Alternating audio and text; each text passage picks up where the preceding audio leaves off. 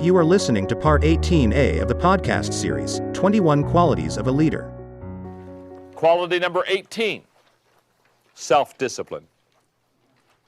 In other words, self-disciplined people realize the first person they lead is themselves. That's just the way it works. Plato said it best. The first and best victory is to conquer self.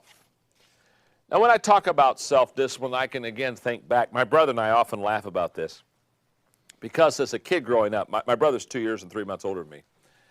My brother was very self-disciplined. My brother worked very hard. And I was very worthless. I mean, I just really was. We laugh a lot about that because until I went to college and got a passion for what I was really going to do, I mean, I just enjoyed my life. I didn't have a lot. So when I talk about self-discipline, I just want you to always understand that I wasn't always self-disciplined. But what I had discovered was that if you look at a self-disciplined person, if you really want to be self-disciplined, there are some action points that you can take. And the first action point really goes back to the story I just told you. Discover your passion. Because here's what I have found. We are most disciplined in the areas of our passion. The day I went to college and realized now I was going to be studying and preparing for something that was a calling in my life, my whole life changed. I mean, I can tell you right now, I started studying. I committed myself to being the very best that I possibly could. I really got down to business. Now, when did I all of a sudden make the big decision?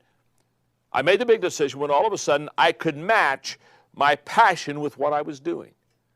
That all of a sudden allowed me to begin to live what I call a self-disciplined life. And so when people are saying, I'm having an area of being disciplined in a certain area, that one of the first questions I ask is, how passionate are you about it? And I want to tell you a fact.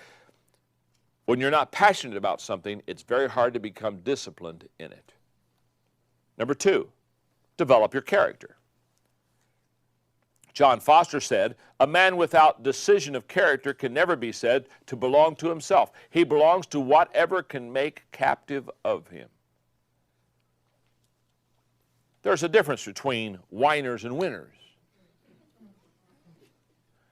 Whiners want to feel good before they do something. Isn't that true? Well, I just don't feel like it yet. Winners, they do something before they feel good. Whiners live by their emotions.